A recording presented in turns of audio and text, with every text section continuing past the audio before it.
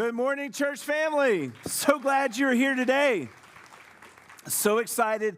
The first day of the month, we're kicking off a brand new series going through the book of Jonah. And for many of you, we know the basics of the story that God told Jonah to go preach to some people, and he didn't want to go. So he ran away. And then a storm came, and then he was thrown into the sea. Then a big fish swallowed him up, and he was in the belly of this fish for 3 days and 3 nights. Then this big fish vomited him back up on the beach, and he went and finally preached to those people. They repented, and everyone lived happily ever after, sort of, okay? Maybe we know the familiarity of this story, but I want you to know there is so much more to this story. The book of Jonah is found in the Old Testament.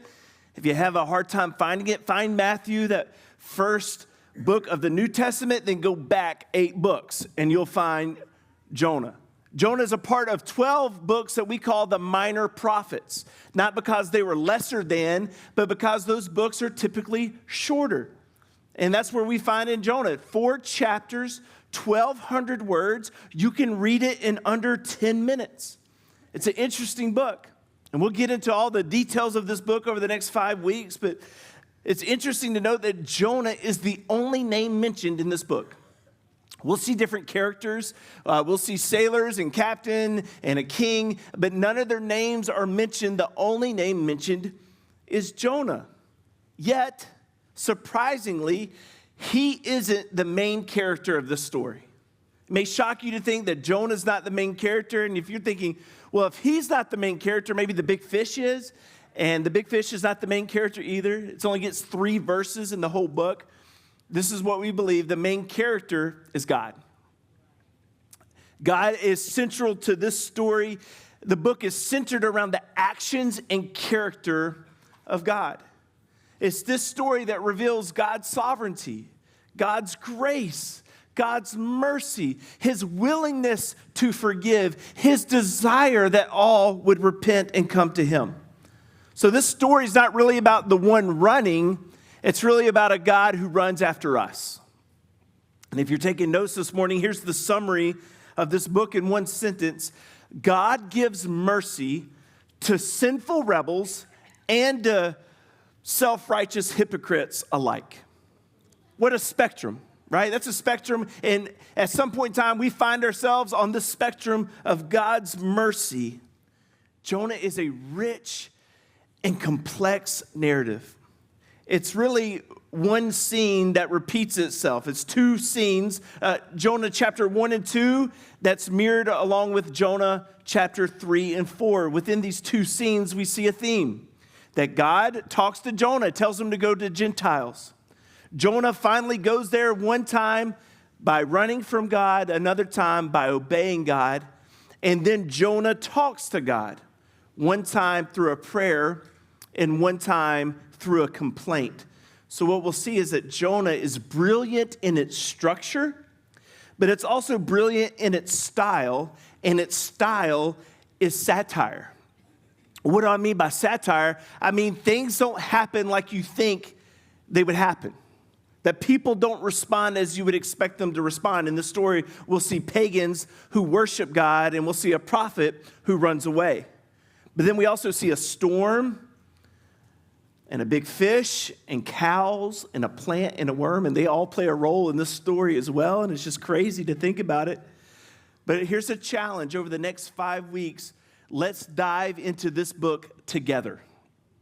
So in the lobby today, you'll find our reading plan that we're giving away. It helps you read through the book of Jonah. It helps frame some of the structure and gives you room to journal. And then if you take your phone and tap the plate this morning to one of those tap plates, you'll find the message notes for today and for every Sunday. They're there. But you'll also find a resource called Jonah. You click that, and it'll go to our website where we're going to give you extra different Bible study methods that you can explore and practice during this series. You'll get a digital reading plan of this as well, and then some other Bible resources like a Bible Project video of the breakdown and overview of the book of Jonah. So this is something that we want to do together as a church. Life groups are about to kick off. Many of you may want to do a group just going through this study of Jonah together. But as we read through this book, I want us to have a certain approach to this book. What do I mean by that? Let me say it this way. Don't just view this as a window into a story, as a window into some historic past event, but use it as a mirror into your own life. That's the approach we want to take, that there are layers upon layers upon layers of this story that will speak directly to your everyday life. And it's going to inspire you to grow closer to God, and it's going to encourage you to have a posture and a position to be used by God. But Jonah is a story where we can easily miss what God is trying to say to us. It's as simple as a children's story we've heard so many times before, but it's as complex as all of humanity. We cannot miss the point of what God is sharing and telling us through this story. Missing the point of Jonah reminds me of a lady named Terry Horton.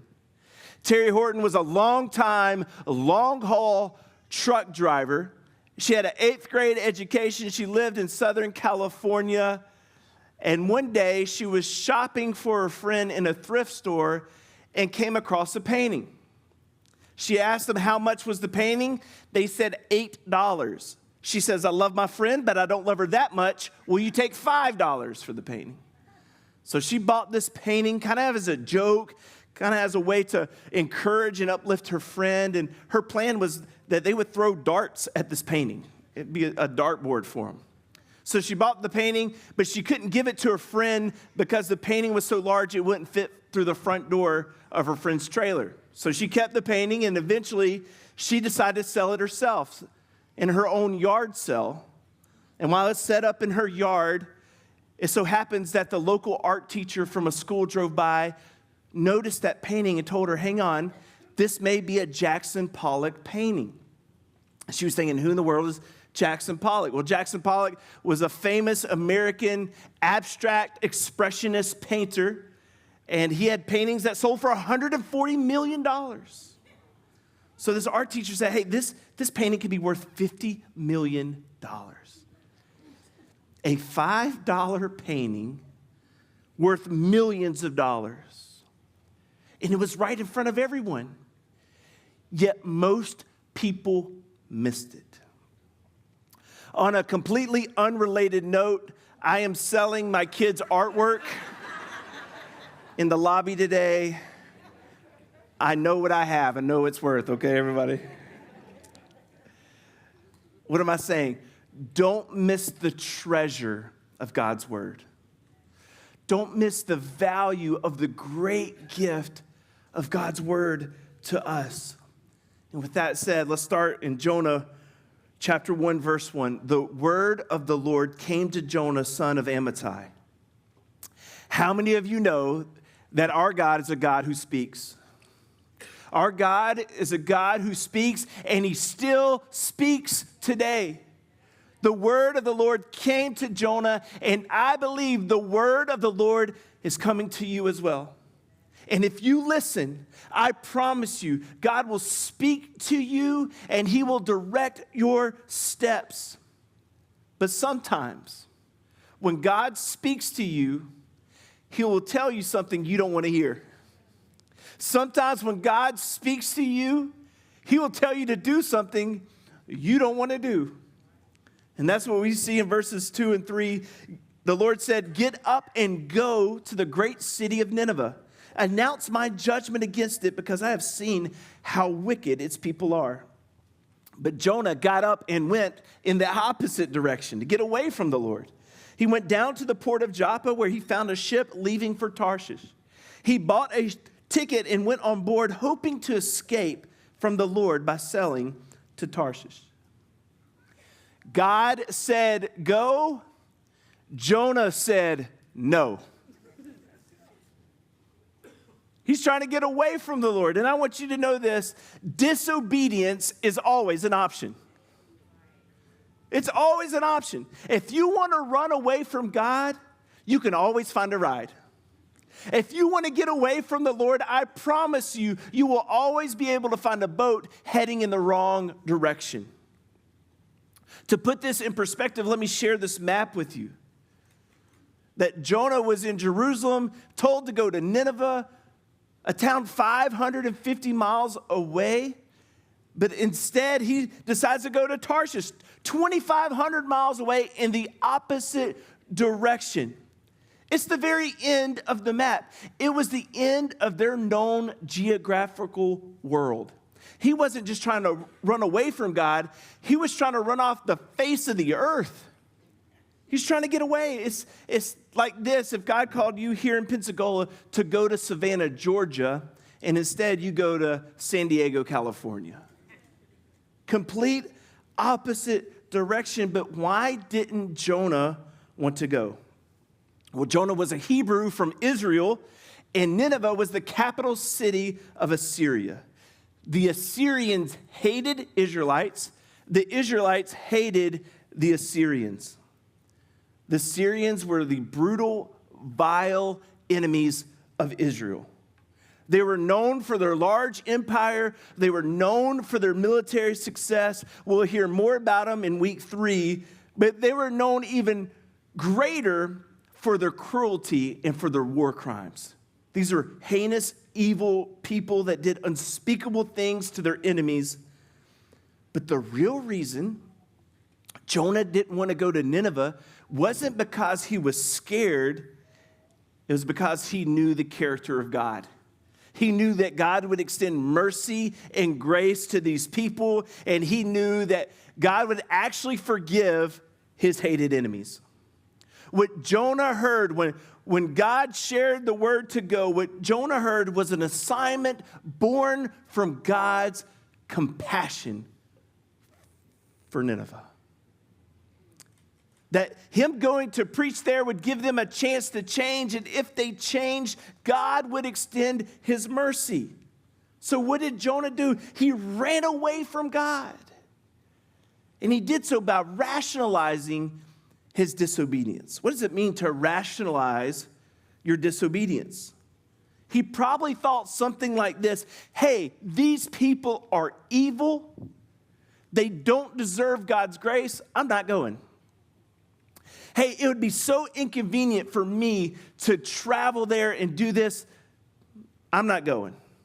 Someone else can go do it. Surely the Lord wasn't speaking to me. Surely he's got the wrong guy, because there's no way I'm equipped to do this. There's no way I want to do it. I'm not going. And here's the deal. The reality is some of you right now are rationalizing your disobedience. That God has spoken to you. He's prompted you to serve somewhere. He's nudged you to give of your tithes and offerings back to him. He's encouraged you to invite a particular person to church. He's challenged you to forgive someone who's hurt you. And you've been thinking, I'm not ready for that. Now's not the best time. I sure don't feel like doing that, so I'm not going to do it. I will do it later. And you're putting off what God has told you to do, and that is disobedience. And disobedience is always an option. But for Jonah, when he ran away from God, did his life get better or did it get worse? It got worse.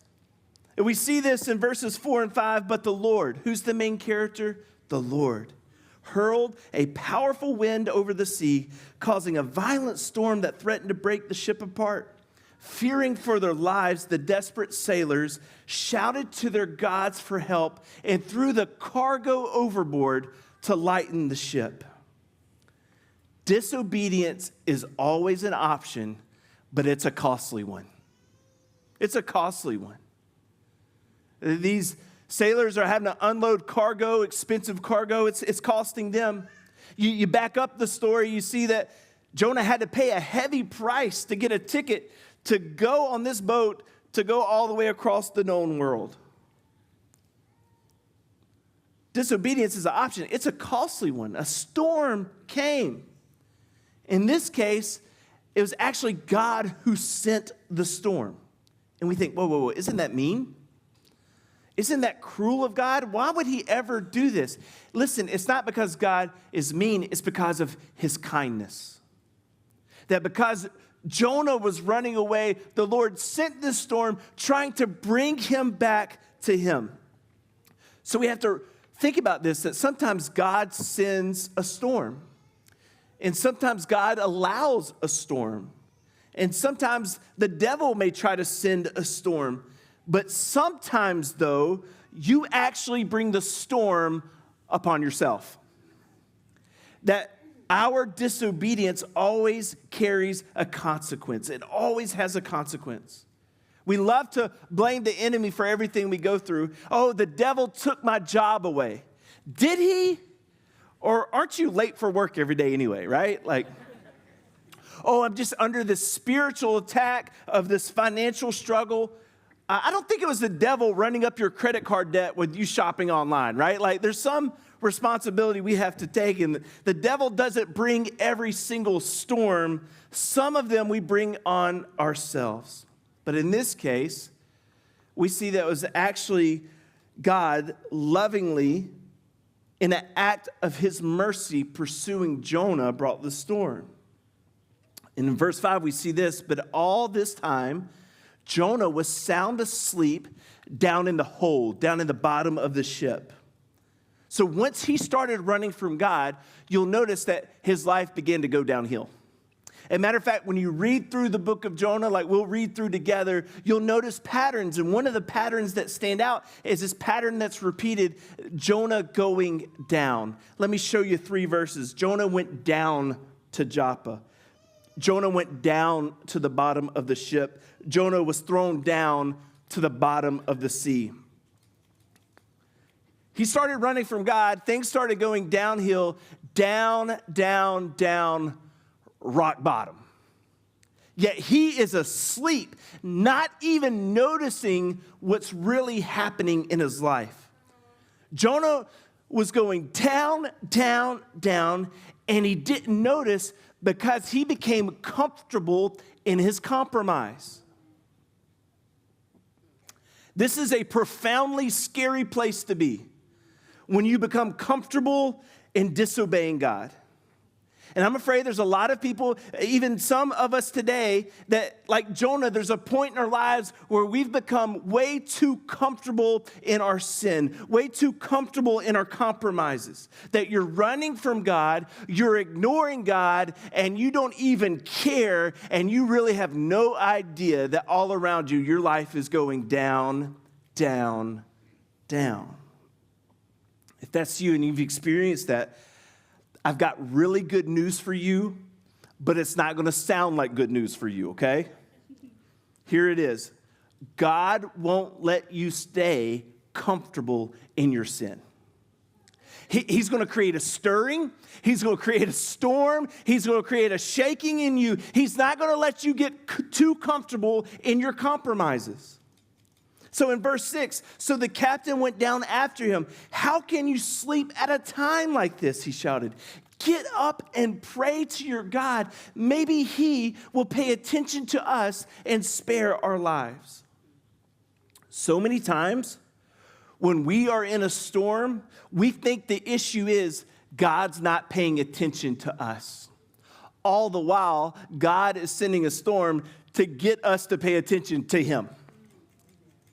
That the storm is there for us to refocus our attention to God. That God may use a storm to be grabbing your attention. So when you're in a storm, if you're in a storm right now, you can complain, you can be bitter, you can whine about it, or you begin to pray, Lord, what are you teaching me in this moment? What are you speaking to me now? How can I grow? What can I learn from this moment? And when you realize the storm is there to grab your attention, you can finally realize your situation. There's clarity to the mess that you're in, the state of affairs that you're in. You realize your situation. Going back to verse 6, how can you sleep at a time like this, he shouted. Get up and pray to your God. So these pagan Gentile sailors, they even knew now's the time to beg to God. Like this storm was so severe, so sudden that they understood this is supernatural. Like, we need divine help. Listen, you'll come across all kinds of people in the world, people that believe, people that don't believe, people that say that believe, people that are atheists. But I'm telling you, when you're on a plane and you hit terrible turbulence, everyone prays. Everyone prays, right? This was that moment. But it's crazy. It's so backwards. Here we have pagan sailors crying out to God, and then we have the one who knows the true God asleep. Sometimes when you're living in rebellion, you are the last one to see your need to turn around. Let me say it again, church. Sometimes when you're living in rebellion, you're the last one to be able to see your need to turn around. You need some friends in your life that say, wake up. How in the world could you be sleeping at a time like this? Don't you dare fall asleep behind the wheel. It is time to get up. Quit running from God. Quit hiding from God. Get back up. It's time to get up and pray. That is why we have life groups. Listen, next Sunday, registration opens to join a group, and groups start next week. It's an opportunity for you to have some people in your life that are going to say, wake up. It's time to get back up. It's time to pray. Quit running. Quit hiding. You need those type of people in your life. So they went to Jonah. They said, call on your God. Yet Jonah does nothing. Even seeing pagans pray doesn't motivate him enough to pray on his own. I'm just telling you, the longer you wait to surrender to God, the longer it takes for you to say yes to him, the longer it takes to be obedient to him, the more complicated your life will become. There will be a holy discontent that happens. There will be storm after storm that happens when you're delaying obedience to God. So you got to have a moment to realize your situation, realize the storm you're in and the reason you're in it. But know this, the gospel is not just good news when things go right. The gospel is good news when things go wrong, when you've hit rock bottom, and when the whole world is caving in. It's still good news. And as the story continues, we find out that the sailors discover the whole reason for the storm is because Jonah's the problem. In verses 8 and 9, they begin asking questions. Why has this awful storm come down on us? Who are you? What is your line of work? What country are you from? What is your nationality? I mean, they are peppering him with questions left and right. They are asking more questions than a toddler at the zoo. Like, it's just so many questions. Lots of questions to answer. But during a storm, the most important question to answer is, who are you? Who are you? It's in a storm that you need to remember your identity. You need to know your identity. And this is how he responds. Jonah answered, I am a Hebrew. I worship the Lord, the God of heaven who made the sea and the land. If you think about this, this is an interesting response because he doesn't say his name. He doesn't say his occupation, that he's a prophet. You know, if he said his name, Jonah, son of Amittai, it's literally translate dove, son of faithfulness. Dove is a symbol so many times in the Old Testament of a messenger.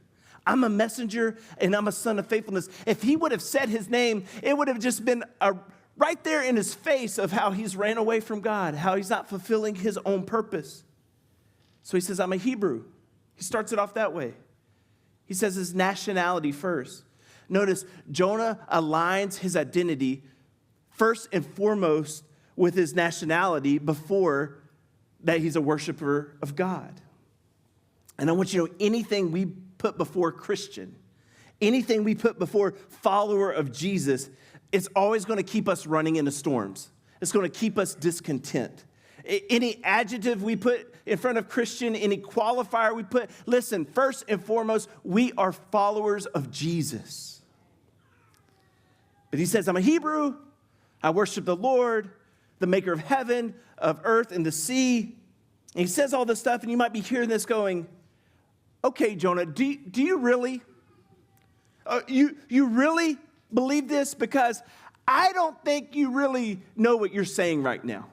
You say you worship the Lord, but yet you're not obeying him. You say you worship the Lord, maker of heaven and earth, but yet you're trying to hide from him. What are you doing? I think Jonah is in so denial of his rebellion in his heart because he has the spiritual language to cover up what's really going on. He knew what to say. He knew how to make his words sound good.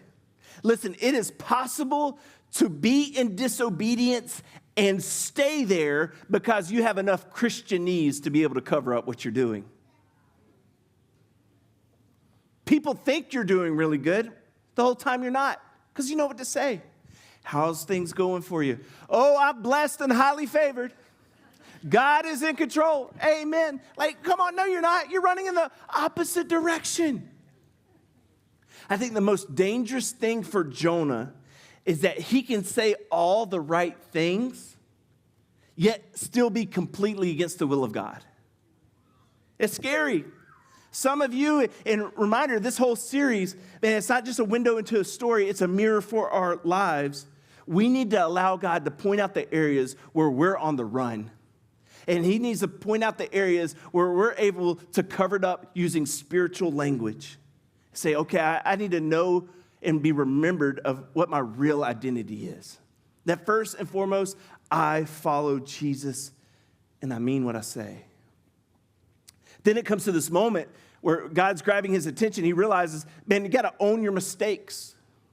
You got to own your mistakes. Verse 12, he says, throw me into the sea, Jonah said, and it will become calm again. I know that this terrible storm is what? All my fault. And there's a moment when you read this for the first time and you're thinking, oh, finally a noble act from Jonah. He's willing to sacrifice himself for the good of others. But throwing himself into the sea, like when you think about it, that's not really the reasonable response. What's the reasonable response? Jonah, if you're running away from God, just turn back around. If you're in trouble and you're not calling out to God, start calling out to God. Nobody said you had to be thrown into the sea. He's not sacrificing himself for the sake of others. This is an act of ultimate rebellion. I'm not turning around for nothing. I'd rather die than obey what you told me to do. He's digging his heels in. And I want you to know, shame left undealt with will cause you to do some crazy things. Shame is a gift from God. The reason for shame is not to point to your demise, but to point you back to Jesus. You gotta deal with what's going on. You gotta own your mistakes, but we gotta stop making excuses. We got to stop running from God. Stop trying to hide from God. Stop trying to play chess moves with God. Stop numbing what we're going through and just sleeping through it and ignoring it. Your mistakes were meant to be a life lesson, not a death sentence. So own it, but don't let it own you. We own our mistakes. It is my fault, but I don't have to wallow in this toxic shame. It's there to point me back to Jesus. And here are the last two verses. Then the sailors picked Jonah up and threw him into the raging sea. And they were reluctant to do this, by the way. They didn't want to. They were like, please don't let his blood be on our hands. And then there's the whole awkward moment like, all right, we're throwing him overboard. Is it 1, 2, 3? And do we go on 3 or after? Like 1, 2, 3, then throw him? Like it's awkward, okay? And the storm stopped at once. The sailors, these pagan sailors, were awestruck by the Lord's power. And they offered him a sacrifice and vowed to serve him. They're worshiping God now. Now the Lord had arranged for a great fish to swallow Jonah. And Jonah was inside the fish for 3 days and 3 nights. Pagan sailors, because of the storm, are now worshiping God. I want you to know that God can bring good even out of the worst situations. That God can use your storm or someone else's storm to bring others closer to Jesus. That God's mercy, listen, he can use anyone or anything to get his mercy to the people he wants it to go to. But then we see that Lord arranged this great fish. Better word would be Lord appointed, and we'll see this word multiple times throughout our story. He appointed this great fish to Jonah. Remember, Jonah started running from God. His life went down, down, down. And now at the very bottom of the sea, rock bottom, the Lord is with him. The Lord is there for him. The Lord provided. His great mercy shows up and provides a way out of this situation for Jonah. See, when Jonah went overboard, he had the wrong perspective of God. Like he knew here that God is big and in control, but in his heart, he thought God was vengeful and just eager to punish him for what he did. And just like Jonah's view of Nineveh, he thought he had done too much. He messed up too much. He had ran too far away, and now he would deserve what's coming to him. But you need to have a change of perspective. When God is using a storm to grab your attention, it's there to change your perspective. When Jonah didn't go to Nineveh, it was because he had a cheap perspective of other people. When Jonah was on the ship going the opposite direction, it was because he had a cheap perspective of God. When Jonah was in the storm getting thrown overboard, it was because he had a cheap perspective of himself.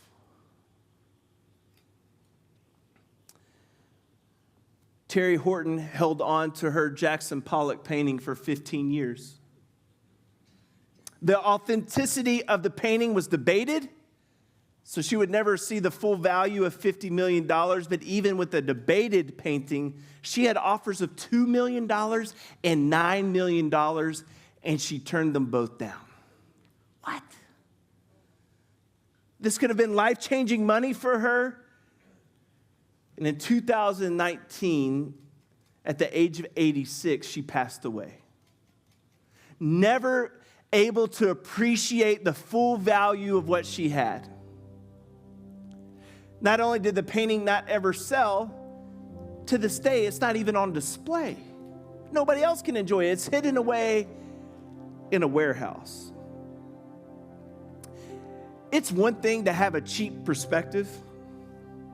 It's another thing to have something of great value, but never realizing that value. Don't let a wrong perspective rob you from experiencing the joy of God's grace.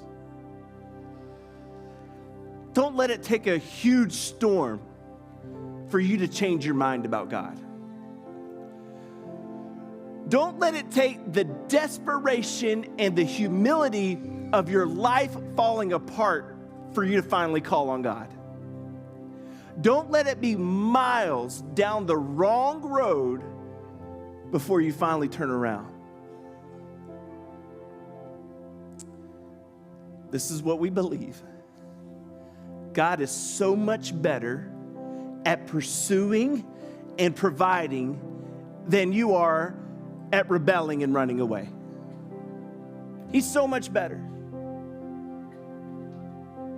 His grace, His mercy pursues you, provides for you, and we need to have a change of perspective. Whatever storm you're facing right now, change your perspective from God, whose hand is there to wreck your plans, and change that perspective to a God whose heart is pursuing your soul. He's not there to wreck your plans. He's there pursuing you to the very end. So what do you say, church? Let's take this deep dive of Jonah together.